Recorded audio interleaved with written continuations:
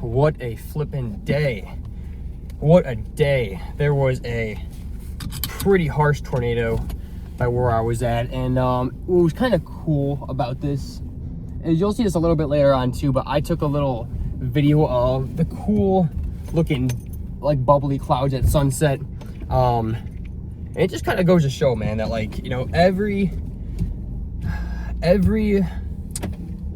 like blue sky or peaceful time, like a storm's got to come before it, man. A storm's got to come before it. And it's hard, it's painful, because I will say today was a day full of a lot of emotion from people around, and also just a lot of fear from the people I was around today. I worked a good 10-hour shift, and then right afterwards, I mean, I'm talking right after, I had to come home and pretty much just help clean up a lot of the damage from the storm. Oh yeah.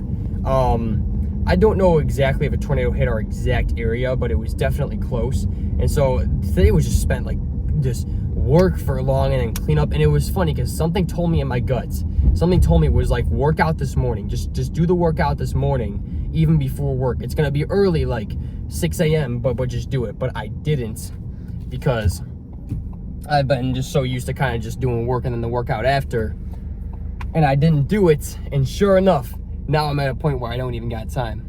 But what do I have? I mean, I do get time for, of course, a little ride and talk. And I have a couple shots of like some of the, there we go. I have a couple shots of like some of the like damage clips that I got from the, from like the really bad storm that hit. And you'll see that a little bit later too. And that's pretty much it. But I'm telling you, man, every rainbow or blue sky or good, like what, all the sunshine comes after a storm, man. And the storms, they always pass. Even if it lasts a long time, the storms, man, they always pass. And that's why it's like, it's so important to weather the storm, man. Weather the storm. Like embrace it. Become the storm. Get through it however you want to look at it. Like whatever's happening in your life, man, no matter how much fear you feel, how much anxiety, you got to be the calm in the storm. And it doesn't mean that you're not freaking out on the inside, because, you know, our body's natural responses to danger or, you know, something that's threatening is adrenaline. So yeah, on the inside you're freaking out, but that's because of an adrenaline rush, right? But you can choose to either let that adrenaline control your decisions, or you can say, you know what? Yeah, I'm flipping out on the inside. Yeah, it's scary what's happening. There's a lot happening. You don't know how it's going to end. But I'm gonna stay calm through it. I'm gonna stay calm. And especially when people are around watching you and they need a leader, right? The leader's got to be calm, man. If the leader's freaking out, so is everyone else, right? And even if you you might not be, you know, the president of the U.S., or you might not be the manager of the company, but you can also still be a leader of people, even if you're just a regular employee or just another regular citizen. You can still be a leader of the people around you, of the pack around you, whoever it may be. And that's the thing, because I will say, if I'm being honest, man, and usually I find storms really cool, but in today's situation, it got pitch black outside. It was pitch black. There was like pink and purple on the radar, like right, like kind of where we were, like right by where we were. And like this, it was, even though it was pitch black outside, they still had that green tint. And if there's a green tint in the atmosphere, I'm telling you, take cover, watch your back, because green tint does not turn out good. So on the and where I was at, and this was during work hours, where we were at, the lights started flickering, and then boom, they went out for like a little bit, and all we heard was like you know, because they say that a tornado sounds like a freight train coming at you, and that's kind of what we heard, but like it also might have just been really strong winds and stuff. There was hail, and even afterwards when I went around the building that I was at, we saw the roof, or not the roof, the hood, you know, like the hood of a car. We saw one of those in our parking lot. We saw trees were just falling over. I'm driving and I'm still seeing some trees falling over, like where we're at. Floods everywhere, flipping garbage all over the place. Like it was a disaster. We've gotten some strong storms by where I'm at, but this has been one of the strongest in a while, and it kind of hit out of nowhere too. And also, what I've heard is that when it gets warmer in the middle of the day, like when a storm comes, it gets warmer, and then the storm hits. That's a lot worse. Like, it's a lot more cause of a tornado or a very damaging, like, destructive storm, life-threatening storm, than if it were to start off warm and then get cooler. And that's exactly what happened earlier, is that it started off like cool, and then it got warm, and the real feel was nasty too. And so the humidity just adds on to the power of the storm. So just kind of everything combined at once. I'll be honest, man, I had the adrenaline rushing on the inside. At one point I started kind of flipping out, even though I'm usually the person to, like, kind of think to myself, like, hey, you know, it's just going to be another storm that passes. On the inside, I was kind of flipping out. But at work, there's quite a few people that I had to calm down as well. And so that even though I'm not a manager by any means, I'm not a manager, I'm not some super special, you know, big boss guy, but they still needed a leader that they could look up to and be like, hey, because, you know, people are looking at you. If you're in a group of people and everyone's freaking out over something, like, let's just say there was a tornado, or there was like a school lockdown or something like that. You know, it could be in school, it could be at your work, not even just school. I mean, it could be a lockdown in general. Some guy like breaks into the building, there's a flipping fire alarms are going off, and everyone starts freaking out. More than likely, you're gonna start freaking out too. But if you see people that are being calm, it's gonna give you a little bit more comfort on the inside, just kind of thinking like, okay, maybe some of these people are just being a bit over the top, because if this guy can stay calm, right, even if it's just one guy, if someone can stay calm, then, you know, just maybe, you know, this is the guy to look up to, or this is the guy to stick around, right? Because no one wants to be around people that are freaking out, right? It just scares people even more. So I had, even though I had the adrenaline rushing in my body, right, I was starting to freak out on the inside, I still kept my cool, right? I was still talking with a confident voice as much as I could, even though I was a bit shaky. And still reassuring everyone that everything's gonna be all right. And of course, at my own time too, to the side, I said a prayer to God, man. I said a prayer to keep us all safe. If anything, hey, keep the people around here safe. You can take me, but, you know, just kind of doing what you had to do. And that's the thing, man, is with life, it's so easy for life storms, and you could take this firsthand. It's so, for me, like, you could take it from me firsthand, is that there's been a lot of storms in my life where it's caused just anger or frustration or annoyance or even, like, I don't want to use the term depression, but I mean, like, I guess, like, in the moment depression, or like during the storm depression, right? Just pure sadness or anxiety, stress, man. Like, there's been so many storms I've been through where it's just caused this stuff. And I've noticed that the more that I just learn to just let the feelings and emotions be there and just go forth doing what I need to do, because usually what I would do is just let the stress, I would let it get to me to where the point I'd start getting angry at people, getting pissed off at people, saying negative things about life. It ain't gonna work out. I would start letting the anxiety get to me. I would let the anger get to me. I would take it on other people and just start, you know, just going off myself.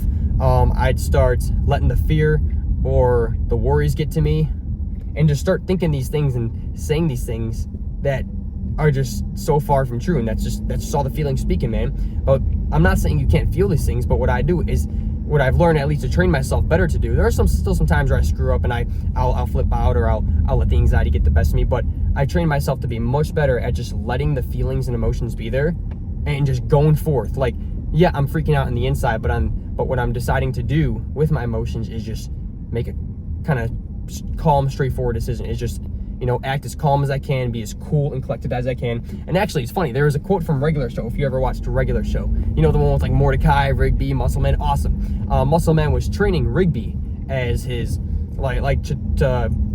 basically Benson was going to kick this guy out of the park, which is where he works, for anyone that hasn't seen it. And this guy named Muscle Man comes in and he said, I'll be this guy's mentor. Of course, he's screwing around with him and messing around with him a lot, but he also taught him some very valuable lessons. He said, you know, and this was going on too when he was mentoring Rigby, Muscleman he was like making him go through torture, like he was torturing him, but also teaching him through that torture, know that no matter how hard things get, or no matter how much life like beats you down, or how much things beat you down, or no matter how hard the work is, how stressed or angry or anxious you are, he taught him 3 lessons. He said, lesson number 1, stay calm. Lesson number 2, stay cool. Lesson number 3, never give up. So basic, so simple, yet so darn powerful. Because in the midst of all the storms, in the midst of the hard work, when you're getting no payoff and you're getting annoyed, in the midst of the storms that life brings upon you, you're getting stressed, anxious, worried, annoyed, frustrated. When you're fighting with people and people are getting angry and you start getting fired up inside, When all of these things happen, man, where like negative emotions and negative feelings and just negativity is brought upon in some way, shape, or form. When life brings a storm upon you, man, if you can just train yourself to be calm, cool, and never give up, I'm telling you, it is the greatest thing you could ever do. Not only do you, feel a lot more like a man, because that's how a man's supposed to act, whereas a little boy, he flips out, he freaks out, he starts yelling back at people, he starts throwing temper tantrums, he starts whatever, that's how a little boy acts. But a man, right, he stays calm and cool and collected and never gives up. Really, Muscle Man wasn't even just teaching, Rigby how to be a better worker. He was teaching Rigby how to be a better man, how to be a better person, bro. It was actually a really cool scene, even though a lot of that show was just kind of goofy, funny, silly stuff. But that was actually something that I took from that I won't forget. It was really cool. But yeah, man, no matter what storm comes upon you in life, you gotta weather it. Basically, be the eye of it. Be the center. The center of a storm? It's always the calm. The eye of the hurricane is the calm part of it. The center of a tornado is the calm part. Yeah, be the eye of the storm, man. Be the complete center. You got the storm around you. Everyone's freaking out. Everyone's flying away. You're in the midst of it, just like breathing through it, man. Breathing through it and fighting through it. And then when the storm actually does hit, the worst part, man, you fight through it. If the storm knocks you down, you get back up. If it breaks a couple legs, you crawl forward. Whatever it has to do, let it do its thing. And I'm telling you, every storm passes. So you can either come out of that storm stronger because you stayed calm, cool, collected, and you never gave up, and you rolled with the punches, right? You stayed calm, you did what you needed to regardless of the storm in your life, and therefore you're going to get much farther ahead and also train yourself to be more calm and cool in life, especially when stressful situations come upon you. You're training yourself just to be a more controlled man, because that's what a man's got to do. Us men, we got to be under control, bro. We got to be in control as much as we can, and the things that we can control, that's what we give to God. But yeah, man, all the storms that life brings upon you, weather the storms, be the eye of it, be the calm, stay cool, and don't give up, and just keep moving forward. And I'm telling you, you train yourself to do this every single time, you're gonna get so far in life. You're not only training yourself to get through hard times, but you're just training yourself just to be more in control of yourself and your life, and a lot more other lessons, right, that God will teach you along the way. Because in the end, even if God doesn't bring the storm, he allows them, but he doesn't do it to hurt you. He does it to build you. You just got to decide, am I going to let this thing hurt me, or am I going to let it build me? And then even when the darkest part of the storm hits, don't ever forget that every storm passes. No storm lasts forever. Otherwise, it would be raining out right now and storming out right now. No storm lasts forever, man. Even tonight, there beautiful sunshine, beautiful sunsets. There was clear blue skies at one point. So every storm, even the hardest, darkest of them, passes. And just don't forget that, man.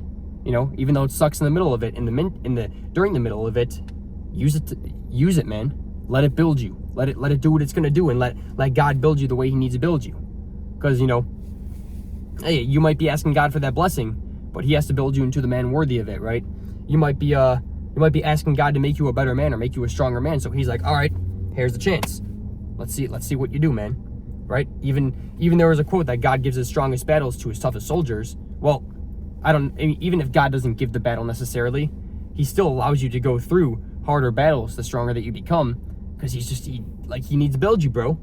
And my greatest faith and my greatest strengths and my greatest control has all been built through the hard times and storms in my life. If I had not gone through hard financial times, I would be stupid with money right now. If I had not gone through hard like physical health times, I would just be a junk food addict right now. I would never work out. If I never went through hard mental times, I wouldn't have as hard of a noggin as I do. And yeah, by no means am I perfect or am I the best or anything, but I'm definitely better than my younger self, and definitely more of a man, and I'm grateful for that, man. I'm grateful for what God's done for me and where he's brought me. And even though I do still fear some of the storms that may hit later in the future, even though God's word tells us not to fear, sometimes I get caught up in my own head, man. But I'm training myself to let go of that fear more and more as much as possible. Even though sometimes I still do get afraid, man. We're all human, right? I also know that whatever God allows to happen is just for the best, bro. So, hey, whatever God allows to happen in your life, just embrace it, make the most of it, and trust him all the way. And not only is that going to alarm went off. But not only is that going to build you mentally, and not only is it going to build you into more of a man, but it's going to build your faith a lot more and a lot better too. And oh man, that's just one of the greatest like blessings you could possibly get. A blessing that a lot of us don't ask for, but yet one of the greatest that we can get is to have more faith and to have better faith, right?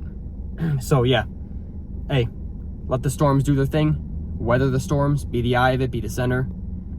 Let it do what it's gonna do, let it build you, man.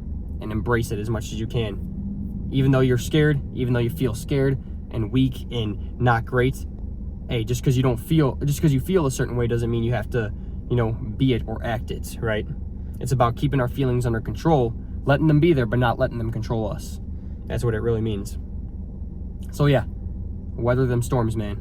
Because at the end of the day, you're gonna look back one day and realize that God was only ever trying to build you or help you, or allowing his will to be done in some way, shape, or form.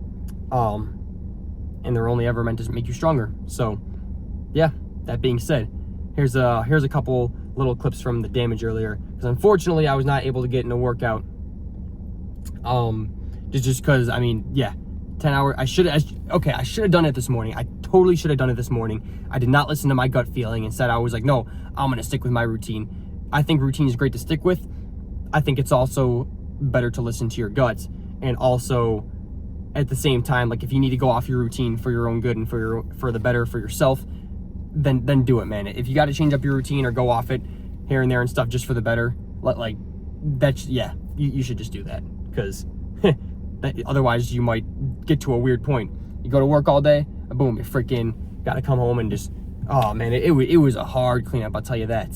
So even the footage now, keep in mind that like some of these clips you're about to see, which isn't that much, but it's still a few of them, that's not even the worst. Because it was worse earlier, because I ended up catching it later in the day, because what my family and I did was we went to go get something to eat and then went on a little walk before we went up and cleaned up everything that we needed to. So yeah, it was just, but I was able to catch some footage. But keep in mind that this is like, some things were cleaned up.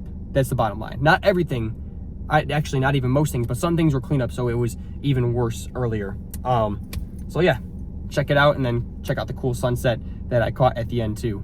So yeah, check it out. Oh, that's crazy. It was just torn up out of its roots.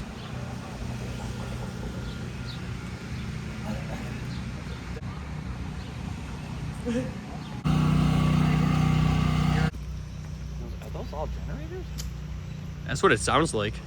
Crazy that it literally blocks off the walking path. We got some of like the really small trees just like stay up and are totally fine. World's like biggest leaf. This thing's as big as a stop sign. Yo, this is gonna be less trees to do for the light.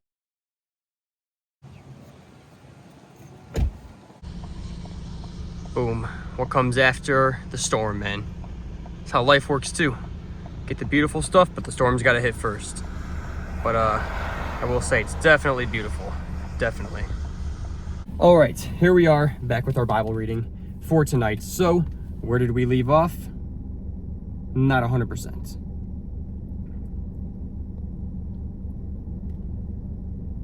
And Levi agree. Oh, I think I finished. Oh yeah, we finished Luke 5. So on to Luke 6.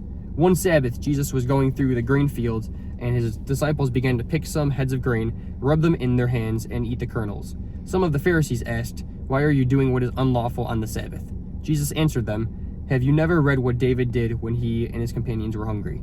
He entered the house of God, and taking the consecrated bread, he ate what is lawful only for the priests to eat, and he also gave some to his companions. Then Jesus said to them, 'The Son of Man is Lord of the Sabbath.' On another Sabbath he went into the synagogue and was teaching, and a man was there whose right hand was shriveled. The Pharisees and the teachers of the law were looking for a reason to accuse Jesus, so they watched him closely to see if he would heal on the Sabbath. But Jesus knew what they were thinking and said to the man with the shriveled hand,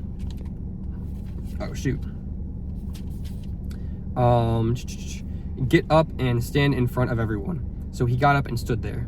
Then Jesus said to them, I ask you, which is lawful on the Sabbath, to do good or to do evil, to save a life or to destroy it? He looked around at them all and then said to the man, stretch out your hand. He did so, and his hand was completely restored. But the Pharisees and the teachers of the law were furious and began to discuss with one another what they might do to Jesus.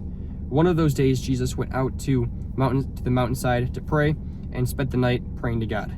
When the morning came, he called his disciples to him and chose 12 of them, whom he also designated apostles: Simon, who he named Peter, his brother Andrew, James, John, Philip, Bartholomew, Matthew, Thomas, James, son of Alphaeus, Simon, who was called the Zealot, Judas, son of James, and Judas Iscariot, who became a traitor.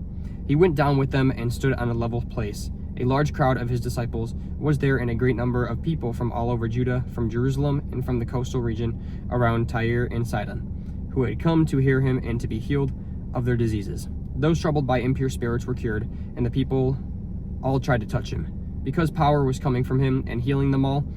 Looking at his disciples, he said, "Blessed are you who are poor, for yours is the kingdom of God. Blessed are you who hunger now, for you will be satisfied. Blessed are you who weep now, for you will laugh.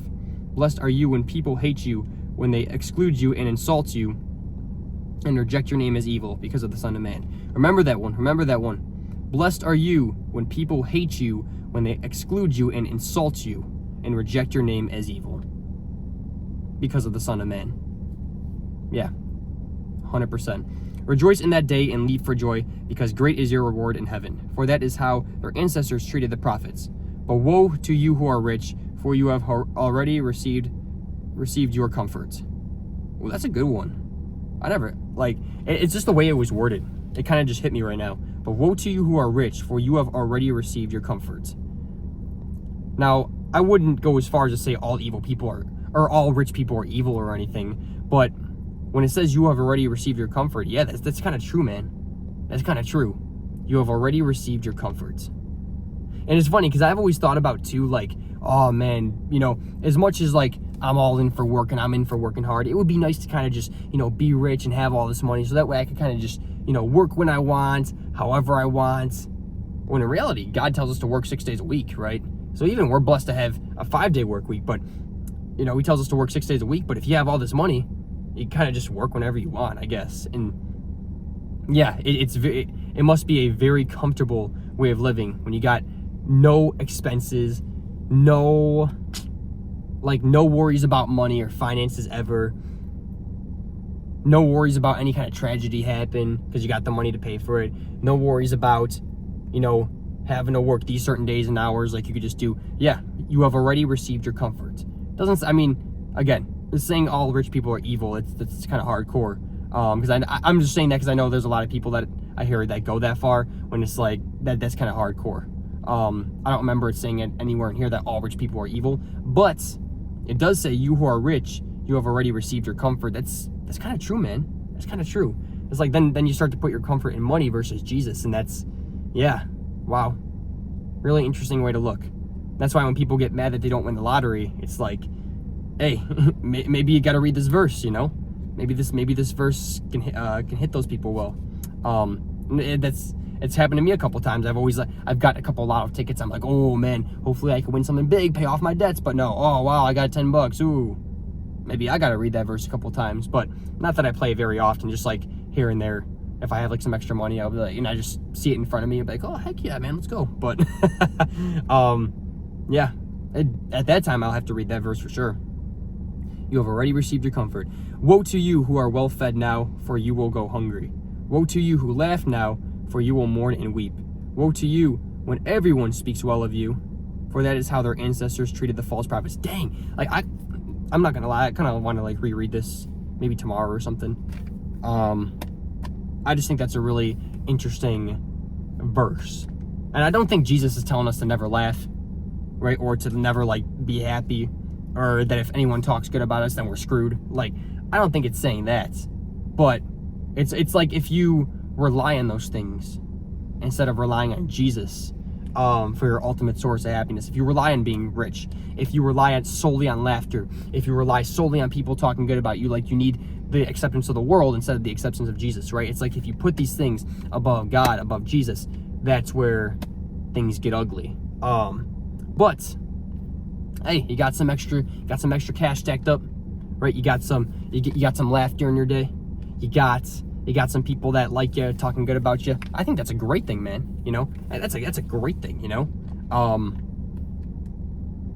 I mean, even God's word tells us how to be smart with money too. So yeah, be smart with it. You know, God's word promotes us loving each other. So yeah, there should be some people out there at least talking good about you. You know, God wants us to be happy, to laugh a little. Yeah, absolutely. So yeah, man, laugh. Like, I love laughter, but I think what is trying to be said here is that if you rely on those things above God, above Jesus, if they become your God, right, and they go above God, then that's where it's a big no-no. That's what I'm taking from it, at least. But hey, you know, something to pray on. Anyway, yeah, nice short vid, nice short talk. Well, I guess regular talk, but a nice short, nice short, I don't know. I guess video, if you want to say. Anyway, that's gonna be it for today. You'll see this a little bit later in the night. So stay prepared for that, as today was just a heck of a day. Or if you're someone that watches it in the morning or the next day or the next week or whatever it may be, then you'll still see it at your time then. Anyway, other than that, that's been it for today. So yeah, let's go become the great men we were born to be, God made us to be, and I'll see you tomorrow to continue 1,000 days better. And I'll have to remember, do it in the morning, not not wait till after work or anything like that. Anyway, I'll see you tomorrow. Peace.